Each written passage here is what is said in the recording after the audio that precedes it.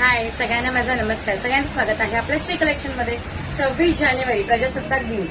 सगळ्यांचा असा अट्टास होता की ताई प्रजासत्ताक दिनाला घालायला काहीतरी छान अशी साडी घेऊन ये. सो जॉर्जेट मटेरियल मध्ये आपण छान असं मी वेअर केलेली साडी आहे. खूप सुंदर मटेरियल आहे. पैसा जॉर्जेट मटेरियल आहे मैत्रिणींनो. याच्या पदरावरती पाहू शकतात तुम्ही पूर्ण असे तिरंगे आहेत. खूप सुंदर तिरंगे आहेत, हे पाहू शकतात. हे पहा, याचं ब्लाऊज ग्रीन मध्ये आहे.